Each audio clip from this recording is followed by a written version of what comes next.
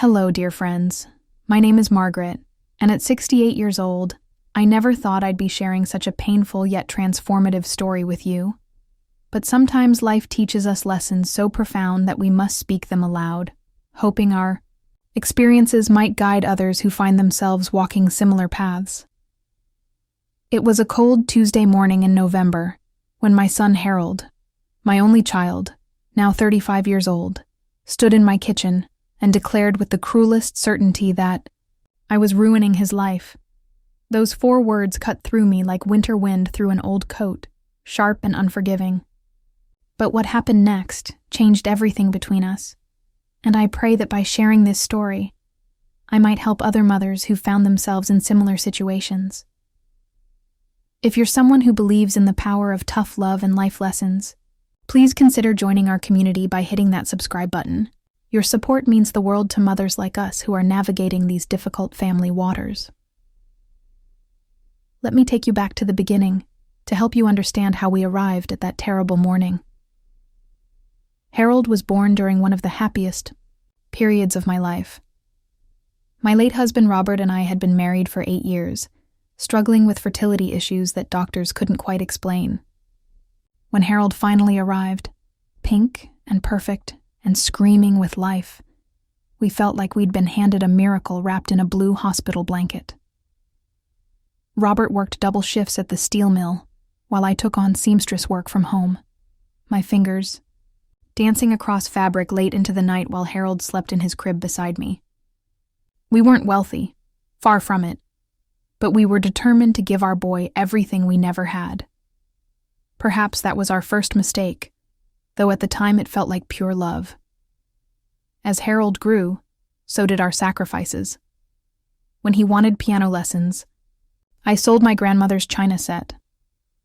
When he needed new clothes for school, Robert worked overtime until his hands were raw and bleeding. When Harold expressed interest in baseball, we scraped together money for equipment and fees, even though it meant eating beans and rice for weeks. Every good thing for Harold became our unspoken motto. We told ourselves we were building his character, giving him opportunities, showing him how much he was loved. The truth, as I would learn decades later, was far more complicated. Harold was a bright child, perhaps too bright for his own good. He learned quickly that his wants could become our commands with the right combination of pleading and tears. By age 10, he'd mastered the art of manipulation so thoroughly that I sometimes wondered if I was raising a child or being raised by one. When Harold turned 16, Robert surprised him with a used car, a red Chevrolet that Robert had spent months restoring in secret after his mill shifts. Harold's response wasn't gratitude but complaints about the color, the model, the fact that it wasn't brand new like his classmates' vehicles. I watched my husband's face crumble, though he tried to hide it behind a forced smile. "Boys will be boys," I told Robert that night, as he sat on our porch, staring at the car he'd poured his heart into. "He'll appreciate it when he's older." How wrong I was. College came with its own set of demands. Harold had decided he wanted to attend the state university, not for any particular academic passion, but because it was where his friends were going. The tuition was beyond our means, but somehow we made it work. Robert took on a third part-time job on weekends. I expanded my seamstress business, working until my eyes burned and my fingers cramped. Every month brought new requests: money for textbooks, for dorm decorations, for spring break trips, for fraternity fees. Each time Harold called, my heart would leap with joy at hearing his voice, only to sink when I realized he only called when he needed something. "Mom, I need $500 for a class trip to Europe," he'd say, as casually as if he were asking for a glass of water. "Harold, sweetheart, that's a lot of money. Are you sure it's necessary for your studies?" "God, Mom, you're so embarrassing. Everyone else's parents are supportive. Do you want me to be the only one left behind?" And somehow, we'd find the money.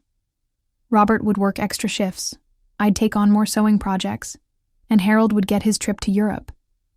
We never heard about what he learned there, never saw pictures, Never got so much as a thank you postcard. After college, we assumed things would change. Harold would find a job, become independent, maybe even help us as we entered our golden years. Robert and I were both in our 50s by then, tired from decades of sacrifice, looking forward to a quieter life. Harold had different plans. He moved back home immediately after graduation, claiming he needed time to find himself and explore his options. Days turned into weeks, weeks into months. Harold slept until noon, played video games until dawn, and treated our home like a hotel with full-service staff. "I'm networking," he'd say when we gently suggested he might look for employment. "I'm building connections. You wouldn't understand. The job market is different now." Meanwhile, Robert's health began to decline. Years of physical labor and financial stress had taken their toll.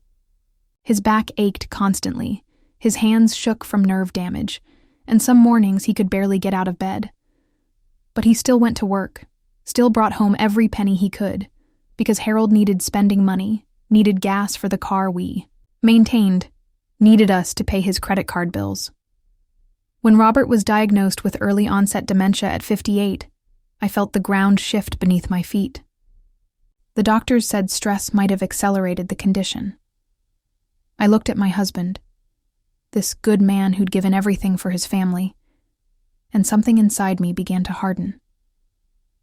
Harold's response to his father's diagnosis was to ask if we could still afford to help him with a down payment on an apartment. Robert passed away 3 years later, on a rainy Thursday in April. I held his hand as he slipped away. This man who'd worked himself to death trying to provide for a son who'd never once said thank you. At the funeral, Harold complained about having to wear a suit and asked if we could make the service shorter because he had plans that evening. That's when I should have taken action. That's when I should have seen clearly what we'd created. But grief has a way of clouding judgment, and in my sorrow, I continued the patterns Robert and I had established. If anything, I became more generous with Harold, as if I could love him enough for both his parents. For the next 10 years, Harold lived in my home rent-free. He had a series of part-time jobs that never seemed to last more than a few months. There was always a reason: a difficult boss, unreasonable expectations, personality conflicts. I believed him, made excuses for him, continued to support him, financially and emotionally. I paid his car insurance, his cell phone bill, his credit card debt. I cooked his meals, did his laundry, cleaned his room. When he wanted to take a girl on an expensive date, I gave him money. When he decided he needed new clothes for job interviews, I handed over my credit card. When he claimed he was taking online courses to improve his skills, I paid the fees without question. For those of you who see where this story is heading, and if you've lived through similar experiences with adult children, please take a moment to subscribe to our channel. Sharing these stories helps other parents realize they're not alone in these struggles. Harold's demands grew bolder over time. It wasn't just about money anymore. It was about control. He expected me to schedule my life around his needs, to be available whenever he required something, to ask permission before making changes to my own home. When I wanted to redecorate the living room, Harold vetoed my choices because they didn't match his aesthetic preferences. When I considered getting a small dog for companionship, Harold refused because he was allergic, though he'd never shown any signs of allergies before. When I mentioned maybe taking a small vacation to visit my sister in another state, Harold became angry about being abandoned and left to fend for himself. I was 68 years old, living like a prisoner in my own home, serving a 35-year-old man who contributed nothing but demands and criticism. The breaking point came on that cold Tuesday morning in November. I'd woken up early, as was my habit, and decided to make Harold his favorite breakfast: blueberry pancakes with real maple syrup. I'd driven to 3 different stores the day before to find the perfect blueberries, spending money I couldn't really afford because I thought it might make him smile. Harold stumbled into the kitchen around 11:30, hair uncombed, wearing the same clothes he'd slept in. He looked at the plate of perfectly golden pancakes I'd arranged with care, adorned with fresh berries and a small pitcher of warm syrup on the side. "These look terrible," he said, not even sitting down. "The berries are too small, and I prefer the syrup mixed in, not on the side. Why can't you ever get anything right?" I felt something crack inside my chest. Not break, but crack, like ice on a lake, just before it gives way completely. "Harold," I said quietly, my voice steadier than I felt. "I spent 3 hours yesterday looking for those berries. I got up at 6 this morning to make these pancakes from scratch, the way your father taught me." He rolled his eyes, that dismissive gesture that had become his signature response to anything resembling criticism. "Dad's dead, Mom. You need to stop living in the past. And frankly, you need to stop pretending like doing basic things like cooking breakfast makes you some kind of saint." "I'm not pretending anything. I'm just trying to what? Control me? Make me feel guilty? I'm tired of it, Mom. I'm tired of you acting like I owe you something for every little thing you do. You're ruining my life with all this guilt and expectation." There they were, those 4 words that would change everything. "You're ruining my life." I stood there in my kitchen, surrounded by the smell of pancakes and the sound of Harold's continued complaints. And something extraordinary happened. For the first time in 35 years, I saw my son clearly. Not through the lens of motherly love or guilt or hope, but with the sharp clarity that comes when illusions finally fall away. I saw a 35-year-old man who had never held a job for more than 6 months, who had never paid rent, never bought his own groceries, never taken responsibility for a single aspect of his own life, who spoke to his mother, the woman who'd sacrificed everything for him, with casual cruelty and constant demands. I saw what Robert and I had created through our misguided love. We hadn't raised a son, we'd raised a parasite. "You're right," I said so quietly that Harold had to stop his tirade to hear me. "What?" "You're right. I have been ruining your life." I untied my apron, that flowered apron I'd worn for so many years while serving him, and set it on the counter beside the rejected pancakes. "But not in the way you think." Harold's expression shifted slightly. Perhaps he heard something different in my voice, saw something new in my posture. "What are you talking about?" "I've been ruining your life by not letting you live it. By making it so easy for you to avoid responsibility that you never learned how to be a man. By loving you so much that I forgot to teach you how to love others." I walked to the kitchen drawer and pulled out a pen and paper. With Harold watching, in confusion, I began to write. "What are you doing?" "I'm making a list," I said, continuing to write. "A list of all the bills that are in your name that I've been paying. Car insurance, cell phone, credit cards, gym membership, Netflix, Spotify, all of it." "Mom, what?" "I'm also making a list of household expenses. Rent for your room, utilities, groceries, laundry service, housekeeping, everything I've been providing for free."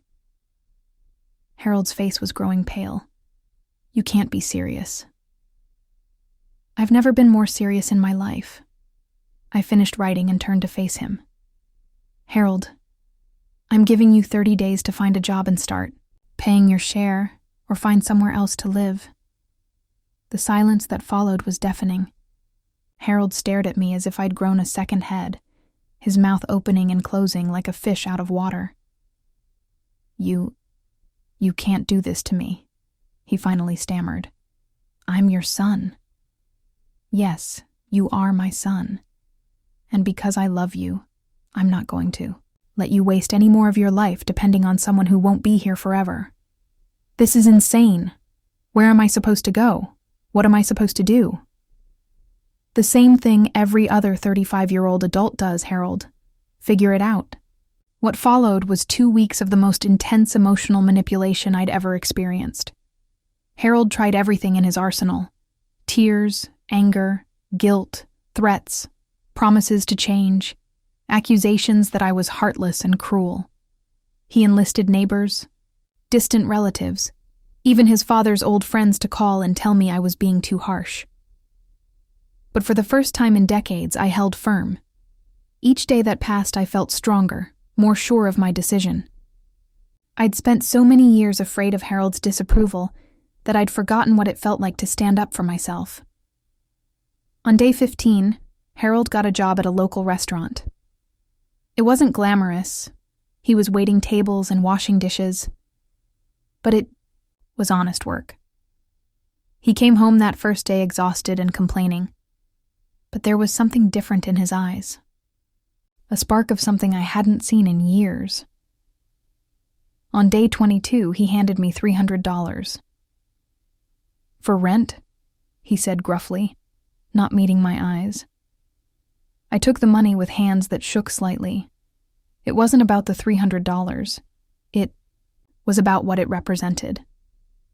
For the first time in his adult life, Harold had taken responsibility for something.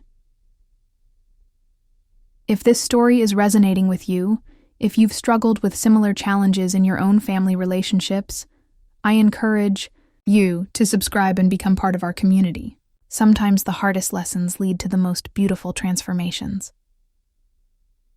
The changes didn't happen overnight.